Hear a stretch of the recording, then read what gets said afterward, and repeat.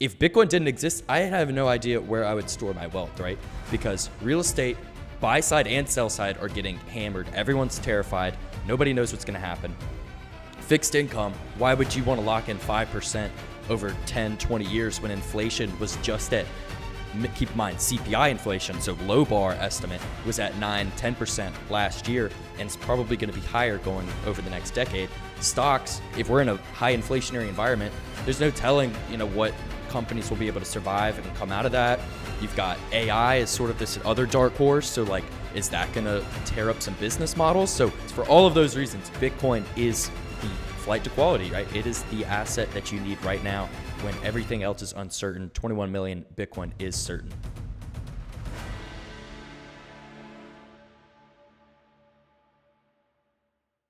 Sovereign is much more than a premium energy drink. Crafted with precision and purpose, Sovereign is the perfect blend of physical vitality and financial sovereignty. Infused with premium ingredients like L-tyrosine, L-theanine, vitamin C, vitamin B complex, as well as alpha GPS to orchestrate a symphony of energy-heightened cognitive prowess and calming clarity. And that's not even the best part. With each sip, you're not just recharging yourself, but you're also accumulating Bitcoin. Each can has a hidden QR code that with just 3 clicks brings you Bitcoin, a minimum of 500 Satoshis and up to 1 million Satoshis with each can. Sip your way to sovereignty with SVRN Energy. Head to SVRNenergy.com and use the code Blockware for 10% off. This video is sponsored by Stampseed. You plan on holding your Bitcoin for decades, so you need to make sure that your seed phrase is documented in something that can last just as long. Stampseed's signature titanium plates and stamping kits do just that. If you simply write your Bitcoin seed phrase down on a piece of paper, it's vulnerable to fire, water, and all sorts of erosion that can happen over time. Make sure you keep it secure for years to come. Head to stampseed.com and use the code Blockware15 for 15% off the entire website. Hello, everyone. Welcome back to the Blockware Podcast. This week, I'm excited to bring on Blockware's own Chief Revenue Officer, Danny Condon. I think this may be your second, third, fourth appearance on the Blockware Podcast. I honestly have no idea. So thanks for joining us, Danny. Yeah, Mitch, I'm very happy to be here. Thanks for having me on.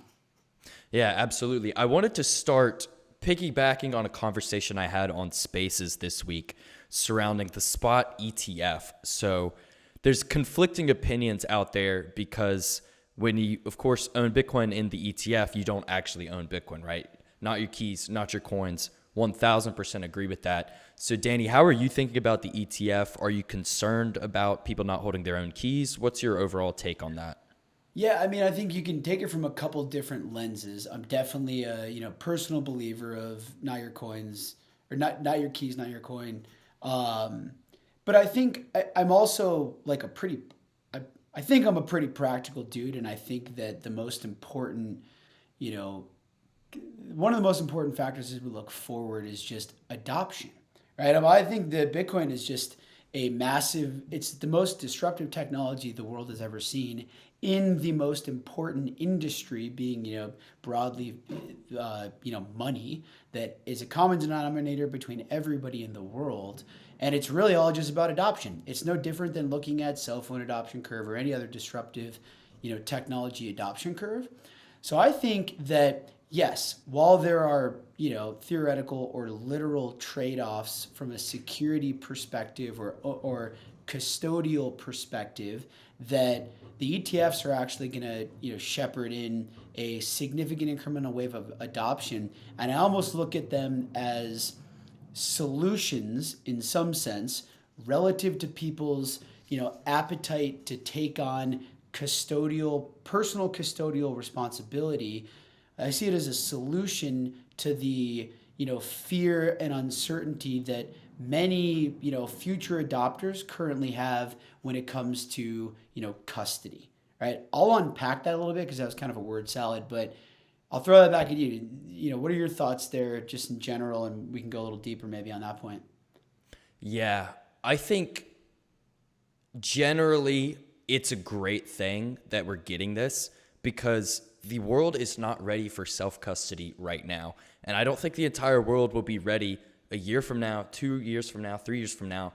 But if we're looking forward, 5, 10, 20 years, yeah, there's going to be a lot more self-custody products that are more user-friendly, they're getting built out, right? But this kind of stuff doesn't happen overnight. So I think the ETF is a really great short-term solution. And as this capital gets put into Bitcoin, the value of the asset will go up. Bitcoin could become a 5, 10, $20 trillion asset. And then the incentive there, it's stronger financial incentive for people to build these collaborative custody solutions. So it's like, it's the perfect intermediate. Exactly. I mean, it's like actually a core piece of, Bitcoin ethos is like economic incentives to take action, right? It's like, look at the spectrum of custodial risk as well as, security, right? If you look at, cold storage solutions, single sig, fully controlled wallets, you have, theoretically, these are going to be broad strokes, but you have maximum security, but you are the risk, right? So like a lot of folks, and again, we're talking about the now world. I agree that the future will be a lot different on the back of incremental adoption and incremental, price appreciation, right? You go to the other end of the spectrum and it's like FTX, right? I mean, rehypothecation of customer funds, like paper Bitcoin that is actually being, that's just a fucking scam, pardon my French. Yeah. Right? That's the other end of the spectrum. And then in the middle, you have things like, I'm looking at, again, I'm making a leap here, but, ETFs as effectively a custody solution, right? There are a lot of high net worth individuals out there that would like to have exposure to Bitcoin that only trust their, Fidelity financial advisor, their Morgan Stanley, their, BlackRock, their so on and so forth. So there's a lot of dry powder out there that will adopt when they can just go to their dude, and say, hey, get me in that ETF, right? Guess what happens then? That fund, who is clearly going to be significantly regulated because it's going through all of these proper channels, they have to go hold that Bitcoin into one-to-one. So I see this as actually like very positive regulatory, advancement here that leads to safer, relatively speaking, safer custodial solutions that will increase adoption significantly, which makes price go up, which creates an incentive for innovation within the ecosystem, inclusive of self-custody, solutions, which will play a larger part in the future world, when we get to that future world. Yeah, I agree. And I think the idea that BlackRock would pull off like a mass rehypothecation the same way FTX did, it just doesn't make sense. For one, they own a ton of these mining stocks. They own MicroStrategy. They want the price of Bitcoin to go up, and they'll make bigger fees on the ETF when the price goes up. So all the incentives work for them to not do that. And then another point you made that I really agree with is these capital allocators, they're going to be comfortable with their existing platforms, right? They don't want to go even to a Coinbase. They sure as heck don't want to go to a Binance to buy Bitcoin. And I think the really important point is that it gives the Wall Street stamp of approval, right? Most people aren't forward thinking, they're not risk seeking, and they view Bitcoin as a risk asset. So when Larry Fink calls it a flight to quality, and then that's going to trickle down through all of Wall Street, the sentiment is shifting. They're going to have that stamp of approval effectively, and they're going to no longer think of Bitcoin as a risk asset. It's going to be more viewed as something that should be a part of a conventional portfolio. Whether that's 1%, 0.5%, 10% is yet to be seen, but it doesn't take a lot to move the needle because there's hundreds of trillions of dollars worth of capital out there, and Bitcoin still has a market cap less than 1 trillion. Exactly. And, you get to Bitcoin got to $1 trillion market cap with effectively zero institutional participation. So wait till deep pockets. Party, right? It got there with basically only one Michael Saylor and then FTX selling paper Bitcoin to try to keep the price down. So imagine you've got 10, 20 Michael Saylors out there and no FTX. This thing could really blow the roof off. There's a lot of billionaires out there, right, Mitch? There's a lot of I think Michael Saylor is a god and an innovator and a champion, and a lot of, and a genius and so on and so forth. But like Larry Fink's got a larger reach than him, right? Like that's just a fact. And there are a lot of folks like Jamie Dimon who eventually is going to pivot once he, it's opportunistic for him. He's got a long reach, right? The Yeah. future president of the United States or president of XYZ country has got a bigger reach than all those people. We will be in a world where these are, active participants, and then the, whole, script will be flipped to it's like, what is Bitcoin to like, Bitcoin is just an everyday part of my life, right? 99% of people don't think about money or economics or Bitcoin or dollars or inflation or whatever. They're just like, I need money to go do things, to go buy groceries, to, go to a movie, to play golf, whatever, right? It's like Bitcoin will be that, unit of transaction at some point too, which is, I don't know. I mean, I just think it's fascinating and it's coming. Yeah, 100%. I'm looking forward to that when I can just literally spend my Bitcoin anywhere. On your point about Michael Saylor, before we move on to a different topic, so one of my favorite followers following on Twitter is Wicked Smart Bitcoin. He put out a tweet yesterday. I'll have to go back and double check the math, but MicroStrategy has like 140,000 Bitcoin. That's the same amount that's going to get mined during the entire next halving epoch. So he's one, right? The rest of the Wall Street billionaires, they can come in and they could put in a large dollar amount, but they're not going to be able to catch up to his stack size in terms of Bitcoin. That ship has sailed. They haven't realized it yet. So Michael Saylor is absolutely going to be the wealthiest man in the world in the next 10 years. And there's no doubt in my mind about that. Yeah, man. I mean, you hit on an interesting topic, which is probably a good segue too, is just like looking at, liquidity or illiquidity, from a supply perspective, and then we're also talking, organically about different demand vectors, and we haven't even got to the halving, right? So it's like, that's a really great illustration of this is, the amount of Bitcoin that is going to be released every, approximately 10 minutes, for the next approximately 4 years, starting in approximately 5-6 months, is getting cut in half. That's going to happen. That's called supply shock. What happens when you, remove half of the incremental supply of something? And the demand stays constant, right? Now, what happens if you pour significant demand gasoline on top of that? You have, drastically disproportionate, demand to the amount of now decreasing incremental supply. That means number go up. That's just basic economics. Dude, you're getting me so bullish right now because the demand is not going to relinquish, right? Just looking at the smallest users on chain with less than 1 Bitcoin, they're buying up all 900 Bitcoin that get mined every single day and then some. And then that 900 Bitcoin in 6 months is gonna be 450 Bitcoin per day.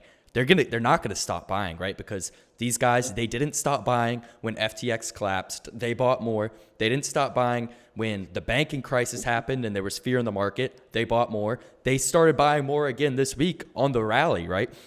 So this demand is not going anywhere, and there's gonna be a supply shock. You're gonna see about mining, you're going to see those weakest miners. They're the ones selling the most Bitcoin right now too. So you've got, a lot of the network at 6, 7, 8 cent running S19s. They're having to sell a decent amount to cover their operating expense. Not as much this week after the pump, but, as we get to that halving, those weaker miners are going to unplug. The existing miners, they're going to have more room to breathe, be selling less Bitcoin. Meanwhile, the dark horse, of course, is the demand from the ETF. So everything really, really is coming together. And this is just all the Bitcoin native stuff, not even to mention, if the macro situation deteriorates or we resort to QE, which that's a topic for another podcast. So all the things really seem to be working together towards Bitcoin right now. And my best guess is we have maybe 3, 4, 5 months left of like relatively cheap Bitcoin. But in 2024, this thing is going to absolutely melt faces. Yeah, man. Okay, so let's unpack that a little bit, like from a demand catalyst and a supply catalyst perspective, because I think a lot of the listeners are all across the spectrum, and I think one thing that we do as passionate Bitcoiners is forget that like we are the drastic minority in the world right now, and that's most people in the world don't know or care anything about economic theory or economics in general, and then of the folks that do, a small percentage of them care or know about Bitcoin. Now, this is all going to change, right? But people can grasp like basic, supply and demand economics. So let's look at some of the, first let's start with the demand side, okay? So what are some catalysts? You just nailed a few of these, but ETF, right? And now practically speaking, not to belabor everything we discussed, but an ETF is going to make it significantly easier for high likely to adopt, reasonably deep pocketed adopters to adopt with ease, right? And what's going to happen, paraphrasing all this or just kind of moving faster, is like BlackRock is going to offer this to their customers, and an ETF, I think it's IBTC, right? Another iShares ETF, just like any one of the probably hundreds or thousands of other products that they offer in their portfolio. And then they're going to go and physically purchase, again, for lack of a better term, they're going to go and purchase an equal amount of Bitcoin, and it's going to be held, in cold storage, which I believe Coinbase is their custodian for this, right? So let's work through that chain.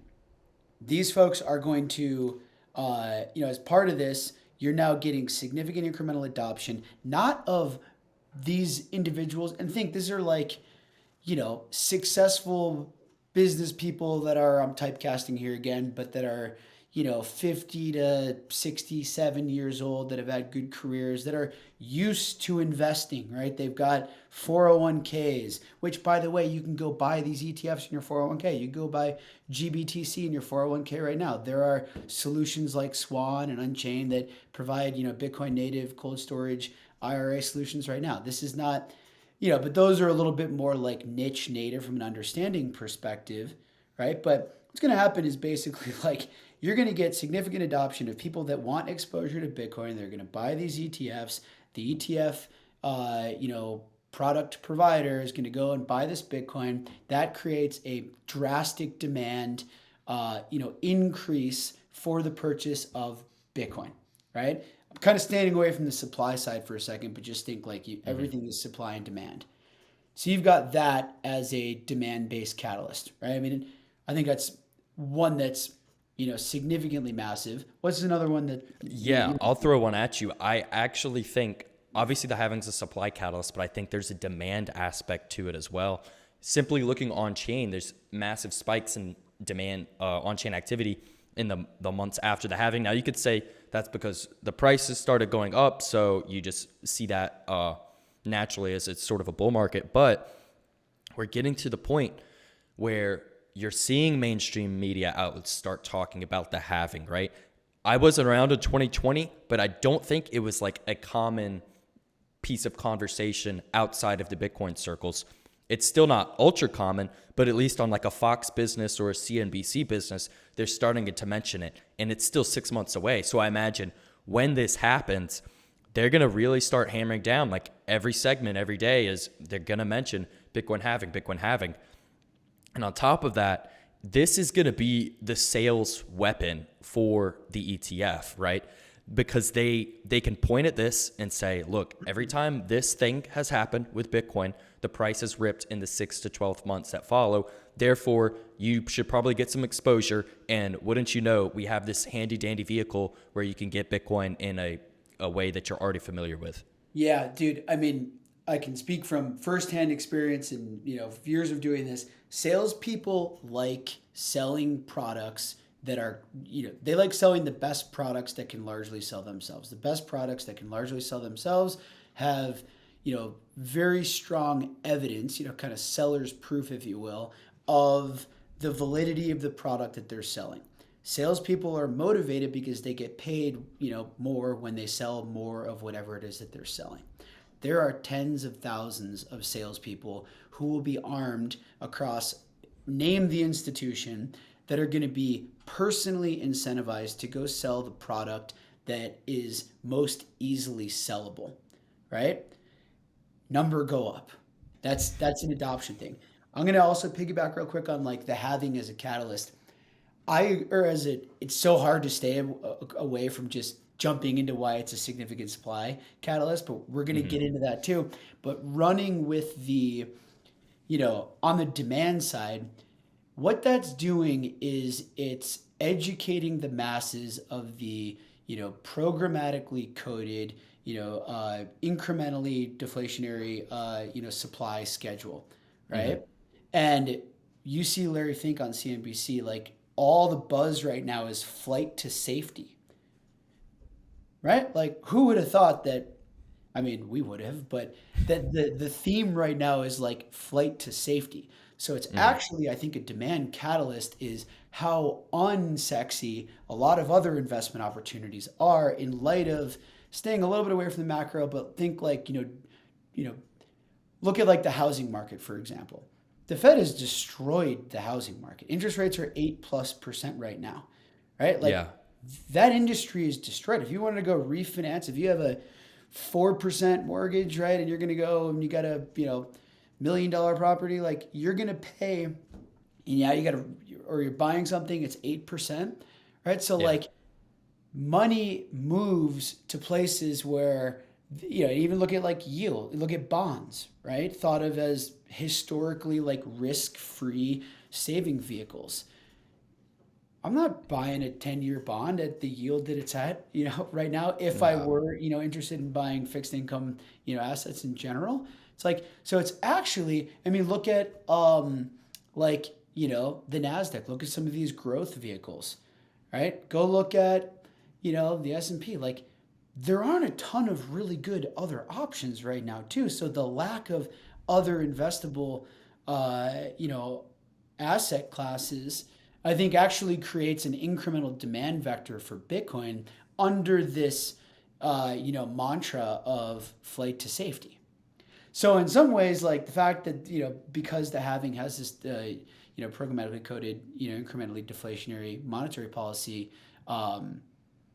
the halving is also a demand catalyst because it becomes the most in demand product.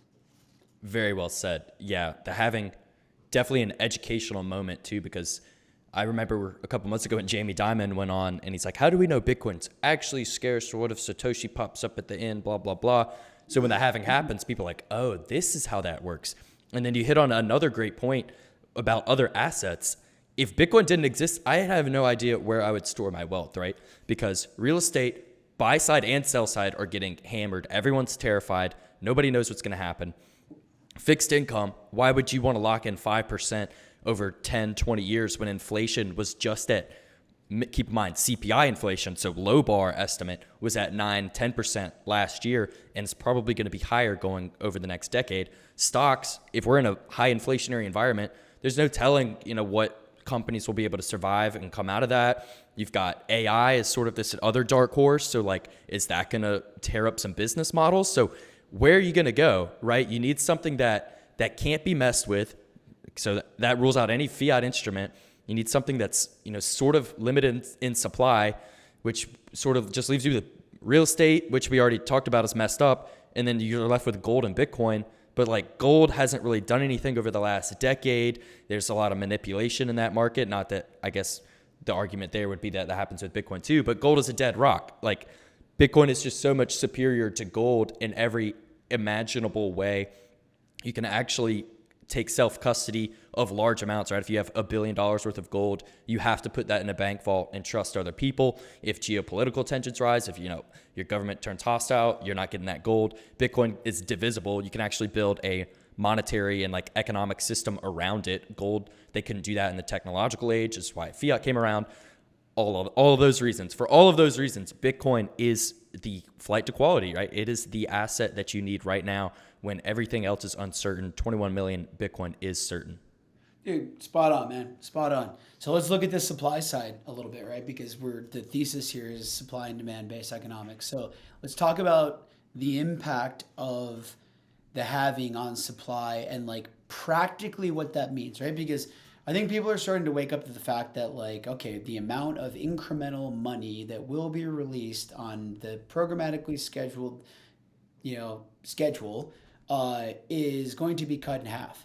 Like, all right, face value, dope. Now, what does that actually mean from a practicality perspective? So all incremental Bitcoin that is released every 10 minutes is released to those that are mining Bitcoin, right? Bitcoin mining is incentive based. You're, effectively arbitraging energy. I think we'll probably end up getting into mining, a decent bit on this episode as well. So won't go into all the intricacies, but Bitcoin miners are incentivized, to deploy capital and carry operating expenses because they have the opportunity to arbitrage energy using Bitcoin as that arbitrage vehicle, right? Now, because they have a cost associated with, and this is like, in my opinion, the most beautiful thing about, the Bitcoin network is they have a cost associated with this. This is proof of work at its finest. Mm-hmm. It is immensely logical to assume that they are going to be the largest sell pressure on the network on any given time, especially in these relatively early epochs, because they're the ones getting all the incremental supply. So the most amount of incremental Bitcoin is flowing to Bitcoin miners. And then they have to cover, operating expenses and so on and so forth, right? So a very, I would say, reasonable, logical, especially in a world where you have high interest rates and there's not an incentive necessarily economically for miners to HODL, to take on debt, for example, to go to HODL more of their Bitcoin and play a lucrative treasury strategy. Bitcoin miners are selling at a minimum in general to cover their operating expenses. I think that's probably, over the entire mining landscape at a minimum the norm, if not selling, dollarizing immediately. And I saw a really interesting session. It was actually at the Pacific Bitcoin, which I did not attend, unfortunately, but I watched the live stream. It was the treasury management strategy. And I think it was CFO for, I think it was TeraWolf maybe.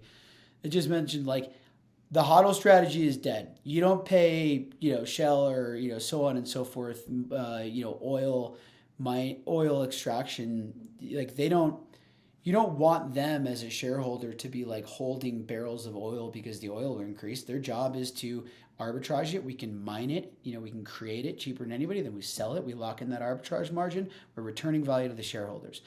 I'm making a drastic point. I think there's a lot of gray in there, and I personally think that a treasury strategy on top of this is probably the winning strategy. Mm-hmm. More on the lines of Marathon would be on the other end of that spectrum, where once upon a time, Core Scientific was on the far end of that spectrum, and unfortunately, the market turned drastically against it, and that made that bet not pay off, right? And they went bankrupt, and now they're emerging from there, which I think that they're actually in a pretty good forward-looking position.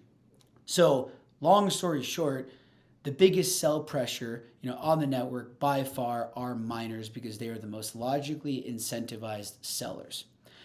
Now, when the halving hits in a binary outcome capacity, the amount of potential Bitcoin that they could sell is cut in half. Mm-hmm. There's no other economic binary outcome, supply schedule where it's it just gets cut in half, right? And in addition to that, you get. I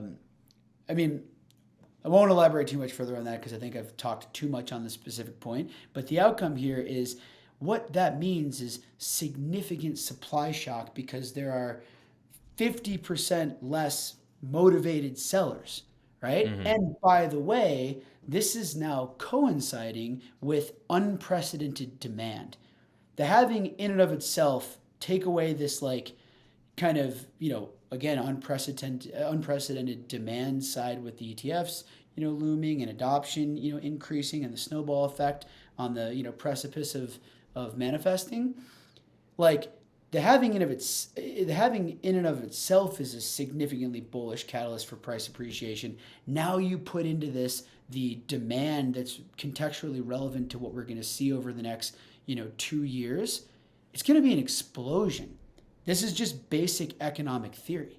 It's not rocket science, right? We could be talking about this. Take Bitcoin out of the equation. If we're talking about these being the principles of any other, economically supply and demand based,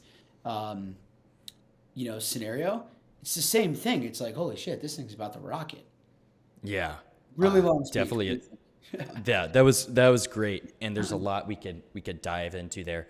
The one thing that kind of stuck out to me is this treasury HODL strategy. it's interesting because Bitcoin is a commodity, but it's also a scarcity. And other commodities, right? If you're drilling oil, you're not going to hodl your oil, right? Because the way these commodity markets work is the price basically trends towards the cost of production.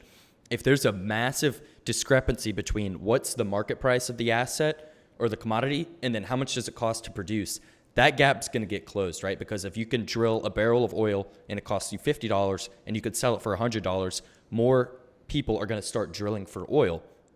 It's simple economics. But when that happens, more oil is going to get discovered and the price is going to go down. And so they'll meet market price and then cost to produce. But with Bitcoin, if the price goes up, when the price goes up, sure, yeah, more people are going to want to mine Bitcoin, but that doesn't mean that new Bitcoin gets mined, right? It's still going to be, right now it's 900 a day. 6 months from now, it's going to drop to 450 a day. No matter how much computational power in the world is dedicated towards Bitcoin mining, they cannot produce more than what is allowed by the network. So it makes it vastly different from all the other commodities, which sort of changes the incentive. All right, if you're the miner, do you want to hold this or do you want to sell it? Right now, like you mentioned, a lot of them are selling because, well, for one, margins have been pretty thin throughout the last year or so.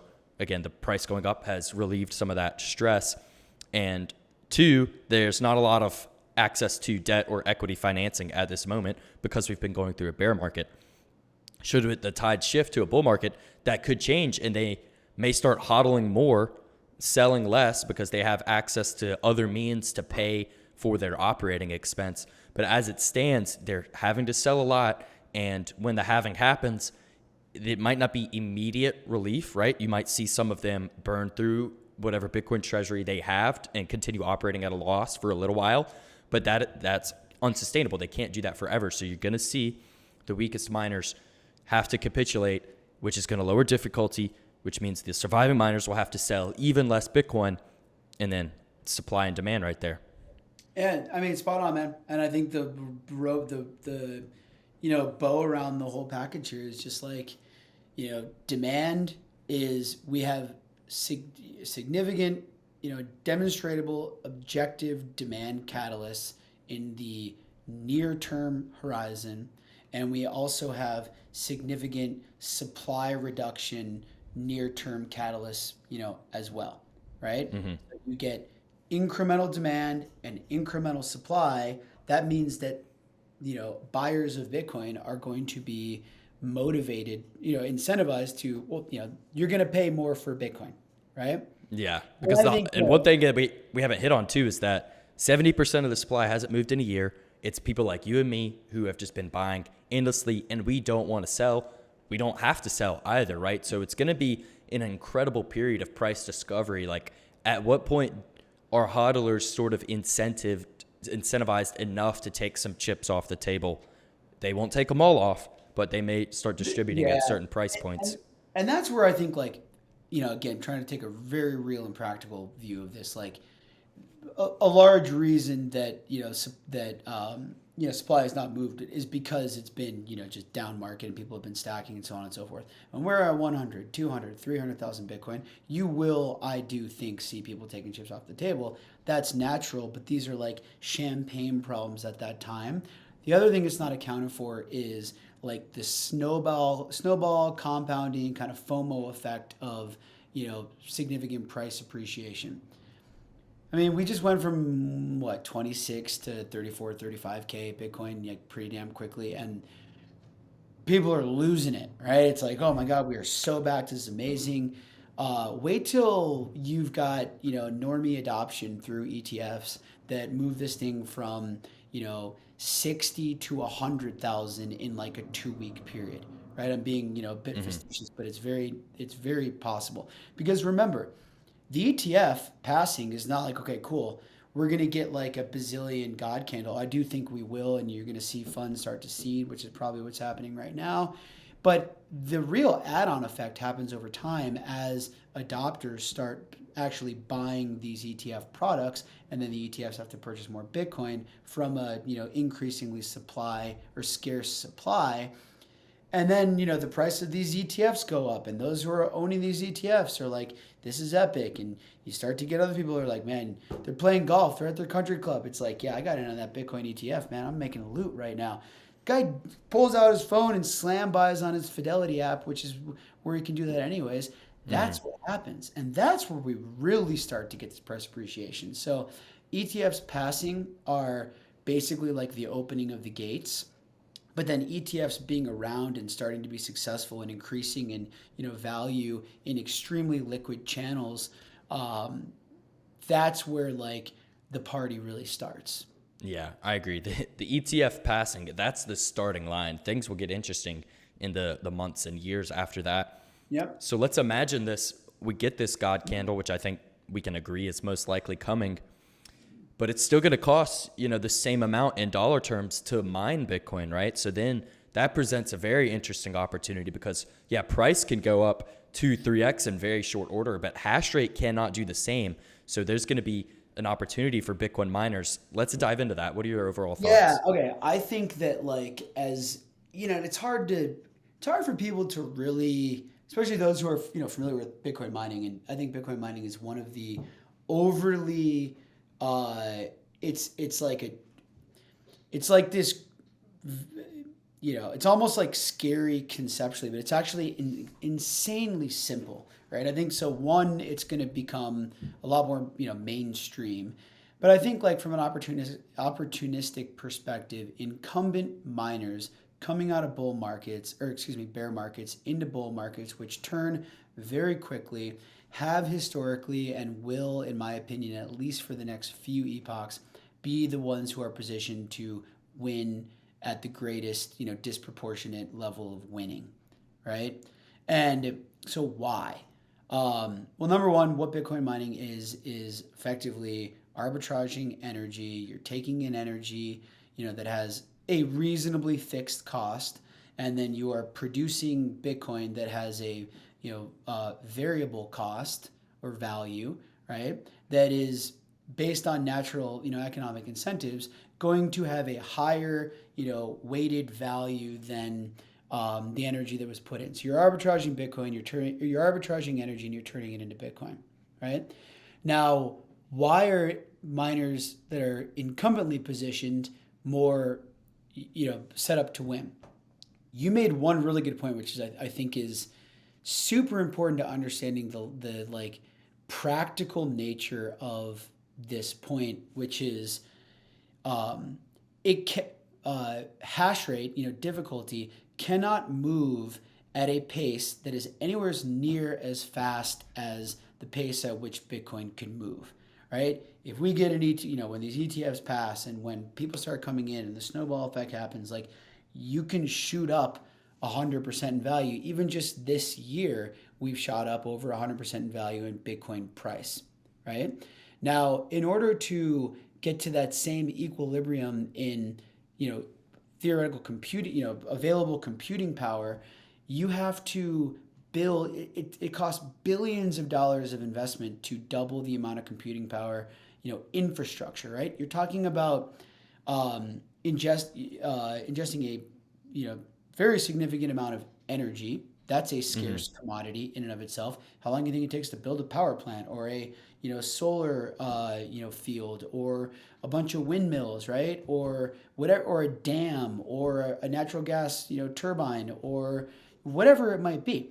That takes time. How long do you think it takes? My neighbors are building a house. I've been watching that be built for 6 months. Now imagine like how much longer it takes to build a power plant, right? Yeah. I'm kind of going through like the basics of this evolution. It takes a long time to build energy resources that can need to be consumed to, increase difficulty to even keep up with price appreciation. And it takes a lot of money to do that as well. Then it takes a lot of time to build out the infrastructure. Building data centers, it takes a lot of money to do that as well. So you have to have power, you have to have infrastructure, you have to have construction, you have to, not mess stuff up. They were talking about like years and significant capital deployments that need to take place. So hash rate in this example is actually a drastic laggard to Bitcoin price, right? Because Bitcoin price can rocket up, and when that rockets up, you have an incentive to, invest in power, generation, infrastructure, construction, so that you can mine Bitcoin and take advantage of that, arbitrage opportunity. But as you mentioned, the cost is going to trend towards the cost of production. So eventually that will, equilibralize a little bit. So the net is like Bitcoin price velocity outpaces Bitcoin hash rate increase velocity significantly, right? Or it can, right? I mean, who knows what actually plays out, but it's a lot easier for a bazillion people to go click buy or go open their Fidelity app and buy the Fidelity ETF than it is for somebody to go raise, $50 million and then build a data center consuming, 100 megawatts of power, right? Yeah, very well said. And it's not even a theoretical situation that you're describing. We already saw this play out in the last cycle. Hashrate went on a bull market in 2022 after price rips. So price rips in 2021. Everyone's like, oh, wow, I could buy Bitcoin. But wow, the mining economics look really good right now. So let me go raise money for that instead of putting it into spot Bitcoin. And then you don't see that bull market in Hashrate until 2022 and into 2023. So this will, yeah, what were you going to say? No, exactly. And I think the other part, another byproduct of this, there's multiple ingredients in this, dish. One is like infrastructure, power, everything we talked about, and the lagging effect of that, relative to price price velocity, potential velocity. But the other part is like, why are Bitcoin miners, incumbent miners coming out of bear market's best position is because hardware is cheap, right? Bitcoin mining takes infrastructure, energy, and then ASICs, which are the, servers that mine Bitcoin.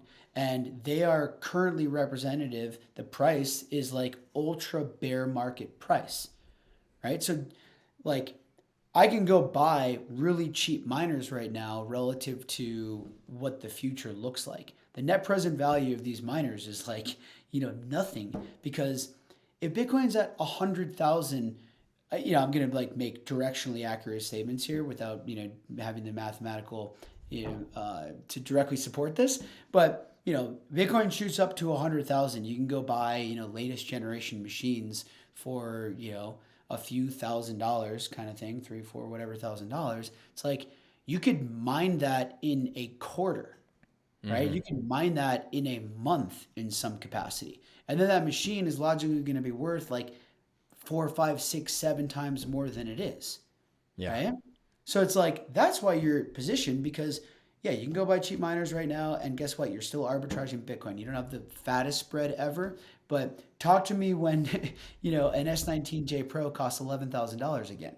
And you're like, oh shit, man, we should have bought that for $500, back in the day, or, $1,000 back in the day kind of thing. Yeah, really well said. And as our chief revenue officer, this is your bread and butter, right? You're talking about ASIC pricing all day, every day. And I think what's really fascinating is going into the halving, of course, you want to have the most efficient machines possible. So there's this flight to upgrade to the latest and greatest machines right now on the market. That's S19 XPs, but you've got S21s coming. You've got the MicroBT, the M60, which effectively allows these mid-generation machines like the S19, they're going at an extreme discount because everybody's trying to dump them to get into the latest generation machines, which is a good play. But that presents an opportunity for those who are maybe a little bit more on the risk-seeking side of the spectrum to buy these cheap rigs, which, like you said, if Bitcoin goes to 100,000, yeah, that S19 is going to be printing money, and it's going to pay for itself in a relatively short order. I think that's a very interesting topic, and it's certainly worth diving into. So if you think about like the continuum of price, so on the whole, relative to the, current discount represented in Bitcoin mining rigs of any kind, relative to what they will be worth at Bitcoin, 100, 200,000, whatever that might be in 1-2 years, whenever that might be, everything's cheap, right? But if you think about it, like it's all about CapEx and then what your yield is. So I can go buy on the more expensive, end of the spectrum. I can go buy, let's just say like S21s, which are a future machine, or let's say S19, let's say the XPs for right now, because I could buy those on the spot market right now. Basically the most efficient spot market available machine, right? So I can go buy that for, let's just say, $4,000, right? And I'm going to make, again, directionally accurate, $100 a month, $200 a month in profit on that machine, right? And I'm also going to have protection, the most protection, because I have the most efficient machine relative to like Bitcoin starts to dump, then I'm the least likely to capitulate because I have more efficient machines. It's going to be less efficient miners with less efficient hardware. Energy is a huge part of this equation as well, but I'm just making this a hardware example for purposes of keeping it one dimensional, right? Like, I'm going to be safe, and my arbitrage opportunity will almost certainly be intact through like any market conditions because my machines are more efficient than 51% of the other people, meaning that I'm going to be in the top 49% quadrant, and I don't have to capitulate, right? Yeah. It's in the downside scenario. Now, but I'm paying more on like a box basis, right? These are just servers. So on a server basis, I'm paying more for that, for the opportunity to have a higher yield right now and more protection in the future, right? Now let's go look at the other end of the spectrum. Look at, relative legacy, kind of current, generation, hardware like an S19J Pro or an M30S Plus or an M30S, for example. Now I can go buy, an M30S on the Blockware Marketplace for like under $400.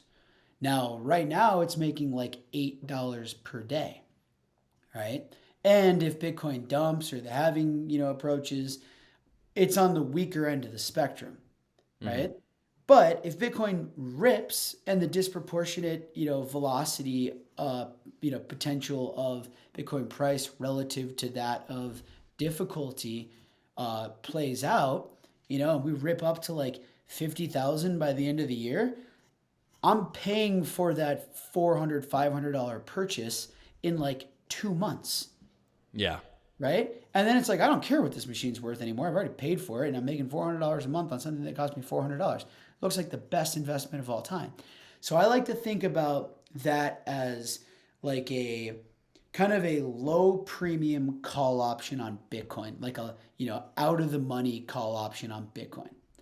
Whereas a XP, for example, is a more expensive, logically, kind of, well in the money call option on Bitcoin, right? Now, they're both like relative leveraged bets where I have an arbitrage opportunity on the underlying asset being Bitcoin, but I have more to gain, but more likelihood to lose if I buy a, more legacy oriented machine.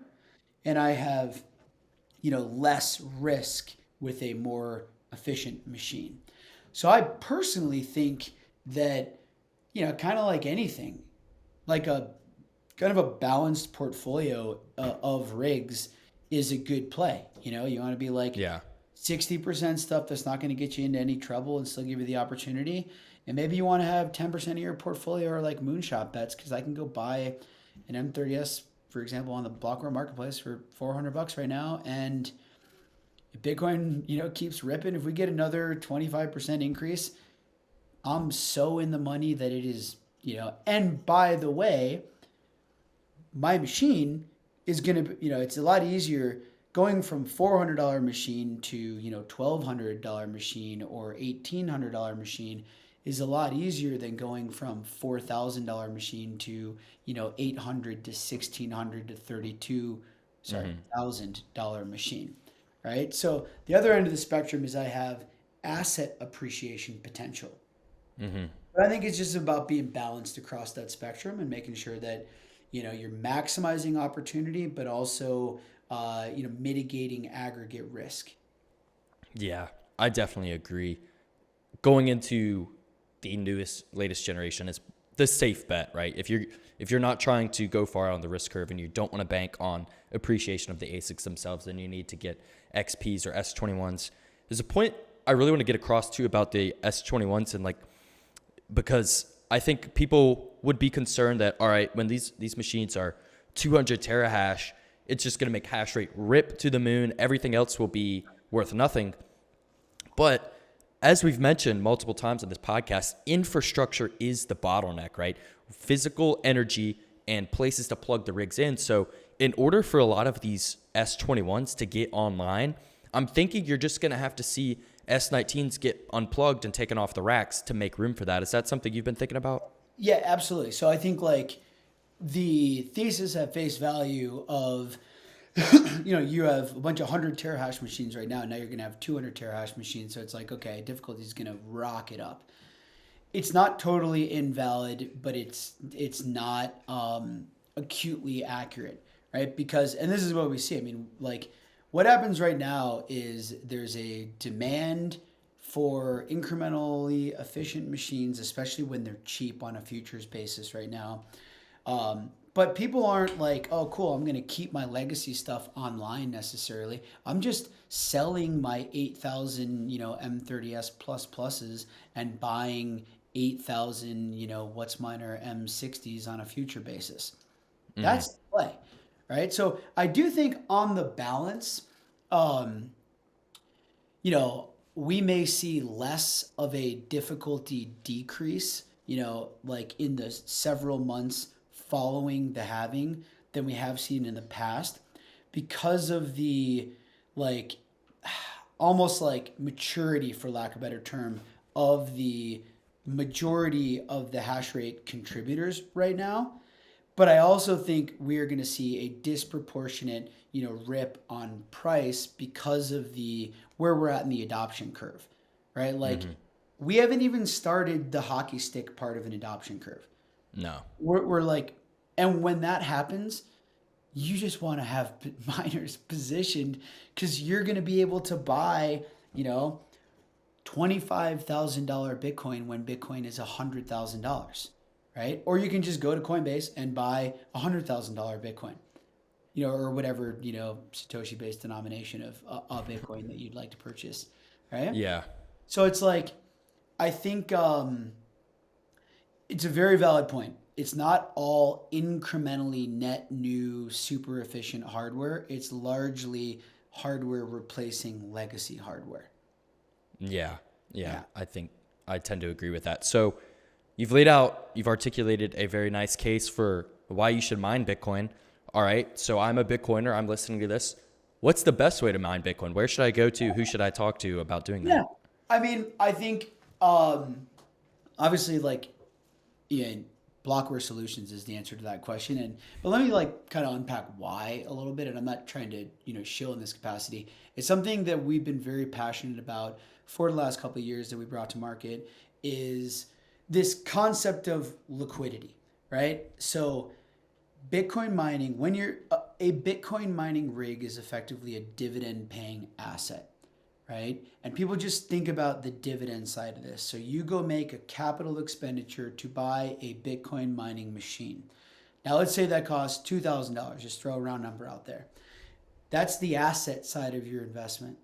Now you're churning, $100 per month or whatever that might be in profit at the current market. That's the dividend side of your equation. And now after 2-3 years, whatever that might be, you're going to have accumulated your entire CapEx, faster if you're hodling the Bitcoin and Bitcoin is appreciating in price. And then, the rest of this is gravy and because you're creating Bitcoin at a discount to the spot price of Bitcoin. It's great, right? In and of itself is a good investment thesis. But what it discounts is the opportunity cost, right, in an absence of an opportunity of capturing the appreciation on the asset side of your investment. So if Bitcoin goes from 30,000 to 60,000 or 60,000 to 120,000, you buy a $22,000 machine at $35,000 Bitcoin, it very likely and logically will be worth $4, $5, $6, $7, $8, $9, $10,000. Because it's not producing $100 a month anymore in profit. It's producing $1,000 a month in profit, right? And again, I'm using directionally accurate numbers. So one thing that's unique about Blockware is our marketplace that enables clients to buy and sell turnkey hashing rigs So one, if I'm looking at getting into mining Bitcoin right now, you can go to marketplace.blockwaresolutions.com today, and you can buy Bitcoin miners that are plugged in at one of our owned or partnered data centers. And you can be mining Bitcoin in several hours. Right, it's just assigning the rig to you, and then Bitcoin rips. One, my yield goes up. It's awesome. I love it. I do not have the obligation, but I certainly have the option to sell that machine. So look at my M30S example, right? That was probably out of the money a few weeks ago. Now it's in the money. Now there's demand on that machine, $400. I want to go buy that. And then if we rip up to 40, K Bitcoin, which seems very not unlikely now in the velocity that we've had, now it's making, $50 a month. It's going to be worth double, just logically. So I think I don't know, in a nutshell, there's a lot of factors that go into Bitcoin mining. It is easy. It is definitely not simple. So it's important to choose, responsible, credible counterparty who's been there. But I think the option to have turnkey liquidity is the game changer. And we saw, maybe a little bit before your time, Mitch, but in the mining world in 2021, everybody's buying 4-month futures because there's no infrastructure and machines are scarce.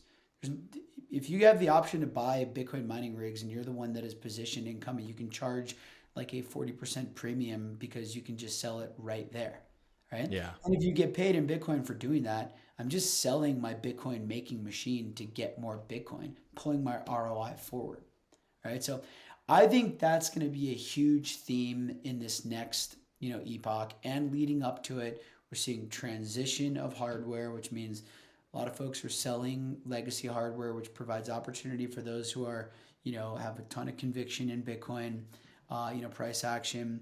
And then it also is going to provide a lot of opportunity for folks to purchase next generation machines that are cheap right now that have an opportunity to appreciate drastically into the next, bull market where you can't get your hand on mining equipment fast enough and you want to arbitrage that energy and create it into Bitcoin.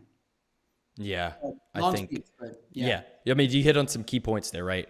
One, no other platform allows you to capitalize on the value of the ASIC itself. You just basically have to mine till it's dust and try to pay it off through that means. And two, with the infrastructure problem, with the excessive demand during bull markets, you want to buy turnkey. You want to buy now. You don't want to wait 4 months and Bitcoin price could go down. So the marketplace also allows for that. The most common concern I see with hosted mining is the trust aspect, right? How do I know that you're not going to rug pull? How do I know that my machine's hashing the right way? Can you talk a little bit about our facilities and how the transparency of the marketplace really alleviates a lot of those concerns? yeah, I mean, so one, Blockware's been around since 2017. We're pioneers in enabling and bringing Hashrate to the United States. We saw many kind of competitors pop up in 2021 when everything's super frothy and not a lot of folks made it, through 2022 or, have a lot of egg on their face, in that process. And I'm not gonna lie, it was not an easy process. All three of the major factors being Bitcoin price, difficulty, and energy prices raged against miners. Tough year to be a miner. Coming out of that right now, right? So I think, looking at longevity, looking at due diligence that's been done on different sites, how long things have been operating are key. But what's cool about the marketplace is, it's solving the three major challenges of Bitcoin mining, in my opinion, as you're looking at mitigating risk. One, transparency. Not all rigs are created equal. So every rig in the marketplace is plugged in. You can see the historic hash rate. I'm not buying something that might come dead on arrival. That happens, man. This is still an early industry. So that risk is eliminated, and time is money, and I'm putting the money down before I start yielding, right? So you want to minimize that gap, which brings me to my second point, which is, mitigating lead times, right? These are plugged in. This is a physical server that a human being needs to go plug in a data center. It is born somewhere in Asia, at initial time of birth, right? It gets on a train, or excuse me, it gets on a plane or a boat and arrives in our, case to the United States. It goes through customs. It gets on a truck. It arrives at a data center. Human unloads it. It somehow, there's a forklift involved at some point. Gets into a truck. It gets into a human's hands. It gets plugged in. Then it gets configured and assigned to somebody. Like, straight up, that takes time. So if you could then just eliminate all of the time that all of those, literal factors that go into getting from 0 to 1 and otherwise buying a Bitcoin mining rig, and just buy something that can be online immediately, your lead time is mitigated, and one, you have significantly less uncertainty, but also you're able to start capitalizing on that, capital expenditure immediately, right? So I think lead time's huge. And then the third we've already hit on is just like illiquidity being the challenge and the marketplace providing the option to get liquidity, right? It's, Bitcoin mining kind of in a historical investment thesis capacity is really like a long lockup, long capital lockup period, dividend paying investment. And it's a good one, but having the option but not obligation to be more agile in that and to take advantage of what would otherwise just be paper gains and turn them into actual gains, on the back of significant difficulty decreases or price increase. Like, dude, look at when China banned mining. Like, okay, a drastic part of the network is going offline like instantaneously, right? Yeah. You're mining in that period, especially with a long time horizon where you don't, because in conjunction with this, the price of Bitcoin went down. But if I've got a long time horizon and I'm, paying my bills with fiat and not, my mined Bitcoin, I don't care what the price of Bitcoin is right now. I care what the price of Bitcoin is in 5 years or, insert whatever future time horizon you may have. So I don't care that, Bitcoin takes a 40% no dive on price. I'm stoked that difficulty decreased by 40%. Yeah, Okay? exactly. And that's been a challenge, this last couple of years because difficulty has increased while prices decreased. But to our earlier point, I think it's largely a byproduct of, raging 2021 bull market, frothy capital markets, those decisions to build out infrastructure and, capture the incentives of mining as an opportunity. Those decisions were made in 2021, right? Yeah. There's less proportional, money being put towards Bitcoin and, mining, and decisions being made in November of 2022 or December or January of 2023, right? Yeah. No, like, I'm also a realist, man. Difficulty is going in one direction, up, like in perpetuity. But so is price. And difficulty helps secure the network. And that is good for the longevity of, of Bitcoin as a secure, decentralized asset class. And price can outpace difficulty, in spades. You get to think about $1 million Bitcoin, Mitch, and how much, let's even just say 300,000. Let's say 10x Bitcoin.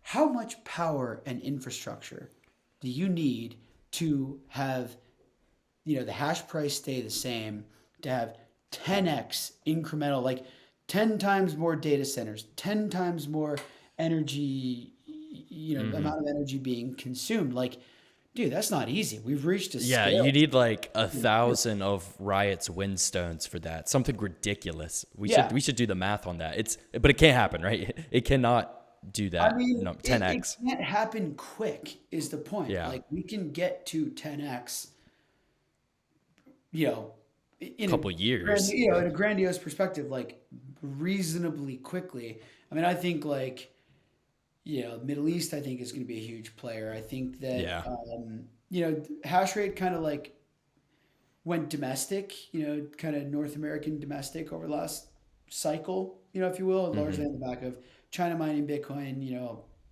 what's going on in Russia, a lot of just geopolitical uncertainty in different parts of the world. But I think we're going to start to get significantly more globally decentralized. I think the Middle East is a super logical hotbed for a lot of incremental Bitcoin mining investment. Cheap power, pretty much authoritarian decision making bodies like say go, and shit starts moving pretty fast, and then theoretically like infinite money, right? Like that's a good recipe for mining a lot of Bitcoin. But even so, it is going to take a lot of, you just can only move so fast when you're doing all that. So incumbent miners win on the way up here. Yeah, I 1000% agree. Where can the audience get in contact with you if they want to learn more about this and start mining with Blockware? For sure. So you can hit me up at danny@blockwaresolutions.com is my email, or you can hit me up on Twitter, Danny Condon 1989. Or hit up sales@blockwaresolutions.com if you want to learn more about this, or check out our website at blockwaresolutions.com and learn more about what we're all about.